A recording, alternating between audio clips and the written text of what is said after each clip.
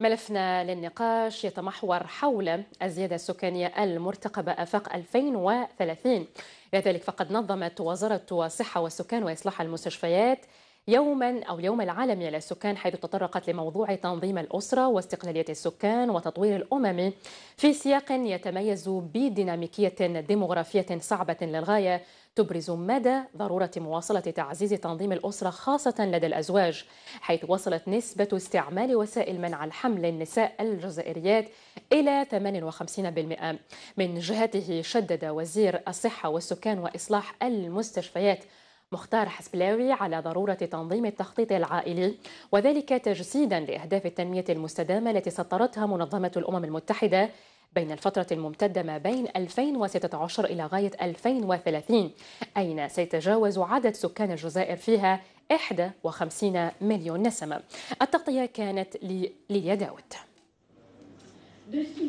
Aujourd'hui est 2030, année de la réalisation des objectifs du développement durable. La population algérienne passerait de 41,7 millions d'habitants à plus de 51 millions. Comme tous les pays du monde, nous aurons donc des besoins encore importants qu'il faut satisfaire, mais auxquels il faut se préparer dès à présent. Quant à l'utilisation de la contraception, elle concerne grossièrement 58% des couples mariés, contre 8% simplement en 70. التنظيم العائلي خاصة في الجزائر ما راناش في مرحلة وين كما بعض الدول على مستوى خاصة الإفريقي وين معدل استعمال وسائل منع الحمل ما يتجاوز 20%. صدر حاليا 57% من الأزواج يستعملوا وسائل منع الحمل. إذن بحسب آخر الإحصائيات فإن عدد السكان في الجزائر سيصل إلى 51 مليون نسمة عام 2030. في ظل هذه الأرقام كيف يمكننا تحقيق التوازن بين النمو الديمغرافي والنمو الاقتصادي ورؤية الجزائر 2030؟ كيف بإمكانها أو كيف وهل ستحقق أهداف التنمية المستدامة، بالإضافة إلى مواضيع أخرى ومحاور أخرى سنحاول الإجابة عنها وإثراء النقاش حول هذا الموضوع. نسعد باستضافة السيد بشير مصيطفة وزير الدولة الأسبق مكلف بالاستشراف والإحصاء. صباح الخير سيدي وشكرا لك على تلبية الدعوة. مرحبا بك وبكل المشاهدين. طيب بداية سيد بشير مصيطفة، بحسب آخر الإحصائيات آفاق 2030 التعداد السكاني للجزائر سيصل إلى 51 مليون نسمة، كيف بإمكاننا تحقيق التوازن من الناحية الديمغرافية وإسقاطها على الناحية الاقتصادية كذلك؟ نعم، بسم الله الرحمن الرحيم. 2030 هي غدا، نتكلموا على 12 سنة. 12 سنة ليست مستقبليات، المستقبل يبدأ من 50 سنة فما فوق إلى غاية القرن. وبالتالي إذا كان شفنا 2030 ما بين 51 تقديرات تمشي حتى ل 55، إذا خذينا الريتم الحالي اللي هو 2% زيادة سكان، أنا نشوف 2050 الرقم سيلامس سقف 77 مليون نسمة. آخر القرن نمشيو إلى أكثر من 100 مليون نسمة بالنسبة للجزائر. فهذه الخارطة تتطلب نظرة استشرافية إلى معادلة السكان. معادلة السكان ليست الساكنة، هناك فرق ما بين population اللي هم السكان، وما يتداول حاليا على أنه سكان وهو ليس سكان، هو occupant هي الساكنة. أما السكان فهي معادلة ذات طرفين، الطرف الأول هي زيادة نسمات ليزوكيبون يعني الأفراد، والطرف الثاني هي زيادة فرص النمو. نتكلموا على التعليم، نتكلموا على الصحة، نتكلموا على في القرن هذا على النمو الاقتصادي على مستوى النمو 7%. قبل قليل معالي الوزير يتكلم على التنمية البشرية. حقيقة هذه هي مفردات التنمية البشرية. التنمية البشرية ليست فقط الأفراد، ولكن كما قال ابن خلدون هي معادلة فيها 3 متغيرات، هي الأفراد، هي المدينة اللي سماها ابن خلدون الحضر، هي الاقتصاد اللي سماها ابن خلدون المعاش. إذا 3 أشياء، المعاش معناها النمو في 7%، هذا يعطي لك قوة للسكان. المدينة وهي الخروج من الريف، حياة الريف بالقوسين إلى حياة المدن. لما نجوا إلى 3 أشياء هذه، المدينة، العمران والاقتصاد، نكتشفوا معادلة السكان وليس معادلة الساكنة. ولهذا تنظيم النسل لابد وأن ينظر إليه بنظرة كلية وليست نظرة جزئية. الأمر متعلق بفئة المتقاعدين، فئة العجزة في المستقبل. المتقاعدون هذه السنة فقط 2017 نترقب زيادة قدرها 3 مليون متقاعد، وبالتالي راح يرتفع الرقم من 3.5 إلى حدود 6.5. من يشتغل على هذا المتقاعد؟ المتقاعد ما يشتغلش، لازم طبقة شغيلة هي اللي بإمكانها أن تعوض هذا. إذا في الاقتصاد هناك رواق تنظيم النسل، مش تقليل بالضرورة. الصين الآن عندها تنظيم النسل نحو الصعود، نحو الزيادة. اللي يجيب طفل زيادة يعطوا له هدية ويزيدوا يوفروا له سكن وكذا. ألمانيا نفس الشيء، كندا نفس الشيء، اليابان نفس الشيء. فالتنظيم ليس دائما الحد، لكن قد يكون التنظيم هو توفير الشروط الحياة للسكان بحيث أن الساكن يتحول إلى آلة للإنتاج، إلى مورد بشري متعلم يوفر للدولة فرص في النمو الحياة ويساهم كذلك في التنمية. طيب سيد بشير مصطفى، بالنظر إلى هذا الرقم حاليا في 2017 بسحب آخر الإحصائيات 41 فاصل تقارب 42 مليون نسمة فاصل 7 في 2030 يعني بعد سنين فقط كما 12 سنة يعني 12 سنة بالنظر إلى المتغيرات والسرعة راح تكون يعني على المدى القريب. طيب في ظل هذه المعطيات، هل من دراسة سوسيو اقتصادية استشرافية لما هذه الفئة كيف بإمكانها أن تتمحور وتتمركز بالنظر إلى التركيبة الجغرافية والتركيبة السكانية للجزائر ككل من خلال العمل على تنمية محلية، خلق كادر بشري بإمكانه أن يتماشى مع النمو الاقتصادي في آفاق 2030؟ لي زيتود سون لا، الدراسات موجودة. الجزائر منذ الاستقلال وهي عندها مسعى للتخطيط، يعني من زمان الجزائر معروفة على الصعيد العربي والقاري بالبلان، بالتخطيط. وبعدين الجزائر طورت التخطيط نتاعها إلى الاستشراف، ومرت الجزائر بعدة تجارب في الاستشراف. مرت بالمحافظة السامية للاستشراف، ثم إلى وزارة الاستشراف، وآخرا إلى كاتب الدولة لدى الوزير الأول للاستشراف. وبالتالي هناك منتوج كامل من الناحية النظرية في دراسة السكان، سواء من حيث تطور العدد، من حيث النمذجة.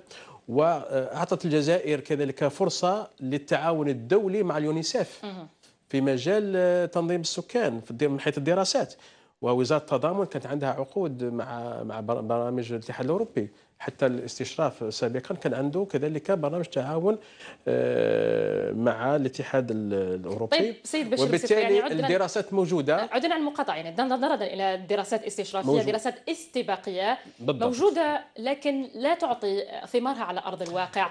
نجد العديد من الحديث عن مخططات حكومية أو حتى برامج اقتصادية، برامج إذا قلنا في شتى القطاعات، نجد أنه في الأول وفي الأخير يعني تفشل. وهذا نظرا دائما هناك نقطة يعني غائبة في هذا الموضوع، أنه ليست هناك نظرة استشرافية أو رؤية واضحة المعالم بإمكانها أن تكون في آفاق كذا وكذا ستكون المعطيات بإمكانها أن تتغير.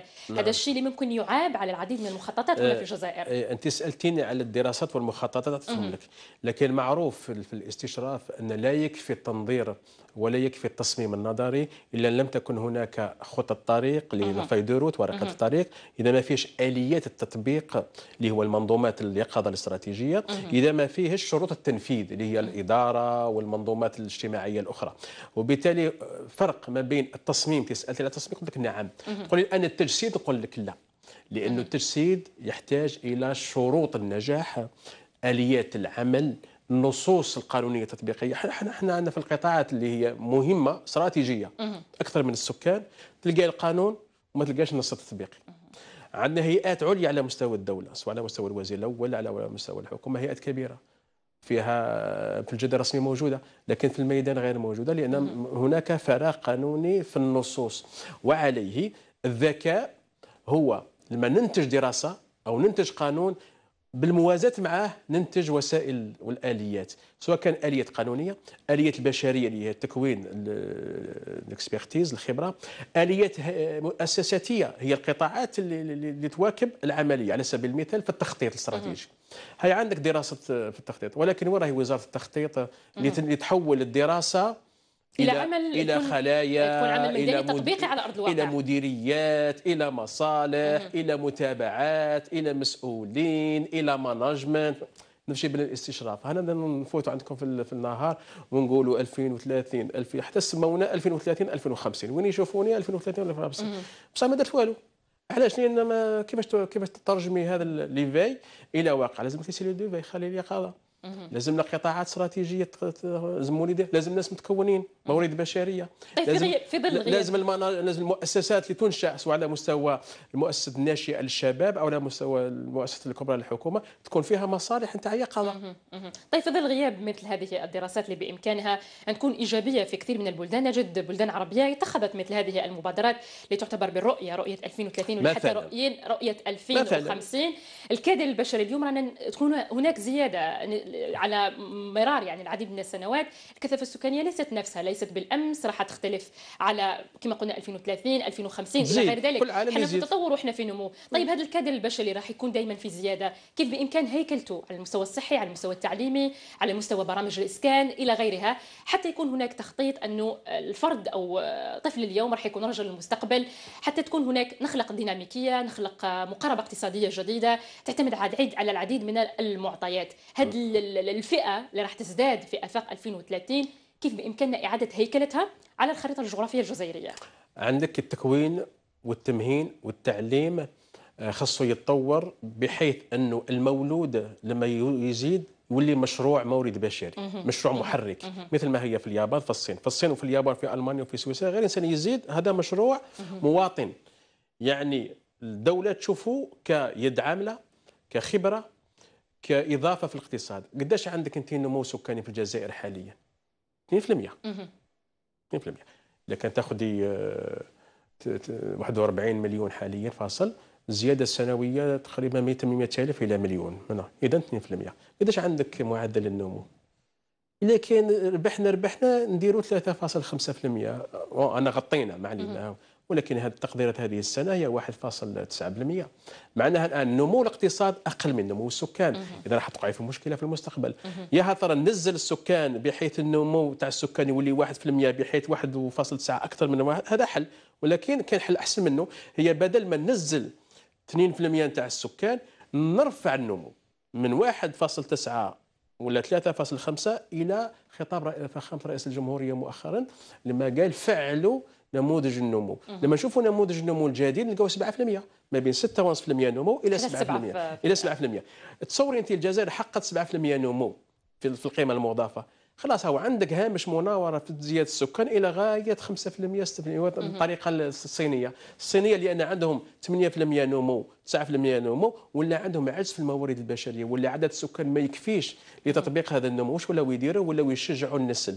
نفس الشيء بالنسبه لكندا، لان كندا مثلا نظرا للنمو تاعها العالي وعندها عجز في السكان، واش هي دير؟ تعطي فرص للمهاجرين، اي انسان مهاجر، خاصه الكفاءات. علاش ياخذوا كفاءات؟ مثلا كيما يديروا ليميغراسيون، يقول لك طبيب، مهندس، معماري، كذا، لانه يشوفوا الانسان مش ساكنه كما احنا قال هذا عبد زاد، لا يشوفوه آلة من آلات الإنتاج، لديه مزايا نسبية في الاقتصاد، ولديه مزايا نسبية في التعليم، في التربية، في الصحة، في التنمية البشرية. كويس جيد أن الجزائر مرتبة حاليا في التنمية البشرية جيدة متقدمة، هي الثالثة على المستوى الأفريقي. عندها علامتها في آخر تقرير من شي شهر ونصف 7 من 10 تقدمت في الرتبة من 84 العام اللي فات إلى 83. هذا مشجع، هذه فرصة جيدة للجزائر أنها تواصل في مسعى تأهيل السكان كي يتحولوا إلى موارد بشرية مساهم في الوقت. لما نتكلم على التنظيم نتكلم على التنظيم ستركتوري، يعني التنظيم مؤسس على فكرة المدينة الجديدة، على فكرة المؤهل التعليمي، على فكرة الصحة الجيدة، على فكرة الحياة حتى يحظى بعيشة كريمة تتماشى مع تطورات القدرة الشرعية للمواطن. كذلك نقطة أخرى يتحدث علاش عندي حاليا مؤشرات السكان ضعيفة مثلا. صحيح التنمية البشرية قوية لأن الحكومة وفرت المزايا التنمية البشرية، ولكن عندنا 60,000 حالة طلاق في السنة. عندنا عدد عنها العديد من عندنا عدد الطلاق هو يتقرب من عدد الزيجات، يعني عدد الزواج نقص. لماذا عندنا حاليا نعطيك أنا الرقم يوميا هذه تاع 60,000 في السنة، معناها 7 حالات كل ساعة، 160 يوميا. علاش عندنا 700,000 أرملة؟ علاش عندنا أكثر من 1,000,000 يتيم؟ وبالتالي رانا في العجزة مثلا بون الشعب الجزائري شعب شاب، الصغير يخدم على الكبير، عدد العجزه قليل 7% من عدد السكان عجزه اليوم، ولكن 2050 الرقم راح يتضاعف واللي عدد العجزه 14%، شكون يخدم عليهم؟ اذا الرؤيه يخصها تكون رؤيه نمو بحيث تلتقي معادله الساكنه اللي هي السكان بين قوسين مع المعادله الاقتصاديه، في الوقت هذا نكونوا في التوازن. حتى نسهم كذلك بالحديث دائما عن المقاربه الديناميكيه اللي الكثير يقول لابد أن تكون متعددة القطاعات، لا تعتمد على قطاع صحيح. واحد فقط. كيف بإمكانها ذلك؟ عندك المدينة الجديدة أو المدينة المستقبل أو المدينة الذكية. المدينة الذكية هذا فيها 7 بوابات. لا يمكن أن نتكلم على مدينة ذكية في المستقبل 2030 2050 إذا ما عندك 7 بوابات. السكان ما هو إلا بوابة واحدة، ولكن عندك بوابة المشاركة السياسية، عندك بوابة البيئة، عندك بوابة التعليم، عندك بوابة المساهمة في الاقتصاد، مساهمة في النمو. يخص كل واحد أنا وأنتيا عندنا مساهمة في القيمة المضافة. حاليا المساهمة ضعيفة، احنا بالعكس احنا الآن الساكنة لما يجي احنا نشوفوا فيه عالة على المجتمع، قال هذا زاد نحروا له في الحليب، نحروا له في اللبسة، نحروا له في الماكلة، نحروا له في المدرسة، نحروا له في السبيطة، علاش ما ديرش العكس؟ قال هذا زاد هو كاين اضافه. هذه المشاهمه، وبالتالي خصنا نشوفوا السكان الى انه عرض الفرص مش طلب الفرص، طلب اجتماعي. عندك بوابه اخرى وهي بوابه الثقافه، عندك بوابه العادات والتقاليد حتى يكون التماسك الاجتماعي، عندك بوابه الخير اللي مش قادر يسعفوا اللي قادر، المرفه يعاون الفقير، كل القطاعات يمكن مساهمه كذلك تشاركيه داخليه. اذا 7 بوابات، الساكنه بوابه والاقتصاد بوابه، الاقتصاد بوابه وبورتاي ايكونوميك، يعني بورتاي ومهم. الاقتصاد كل ما كانت الخيرات في البلد، كل ما كانت الثروه في البلد، كل ما كانت مناصب الشغل، كل ما كانت فرص تنميه، كل ما كانت توزيع لما نشوفوا هذه الزياده يمكن رؤيتها برؤيه ايجابيه كذلك من خلال الاستثمار في الكادر البشري بامكانه ان يساهم في التنميه الاقتصاديه والتنميه المستدامه. نعطيك الان مؤشرات على الاقليم راسك يحبس. هذاك يبان لي 80% من سكان الجزائر يسكنوا في 20% من مساحة الجزائر. هذا نظرا الى التمركز دائما يكون في مناطق معينه على غرار مناطق اخرى. وهذاك بلي هذوك 20% هذوك ال 20% عفوا 80% اللي ساكنين في ال 20%، هذيك 20% مش هي تتحسب بها كل شيء، هي 20% 6 مدن فقط. سنطينا عندنا بسطي في الجزائر وهران ولايات هي الساحل. يعني الشعب الجزائري ساكن في الساحل، مخلينا الهضم، مخلينا الصحراء، فرص النمو هناك، لا فيسكاليتي، الثروات كذا مخلينهم ورايحين لاصقين في بعضنا في المدن.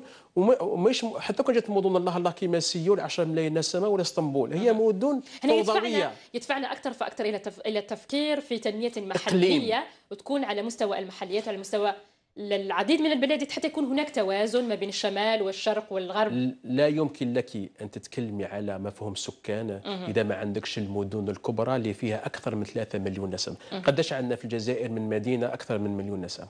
قداش باش تشوفي التوزع؟ وحده فقط، الجزائر العاصمه، هي الجزائر العاصمه. سيول قداش فيها؟ 10 مليون نسمه. لكن لما تدخلي لسيول تقولي ما كنحتمش. هل يستدعي اعاده تخطيط، اعاده هيكله؟ تدخلي لسيول 10 مليون نسمه، لا مشكل مرور، لا مشكل عنف، لا مشكل امن، لا مشكل نظافه، هناك اريحيه تخطيط الاقليم، تخطيط المدينه.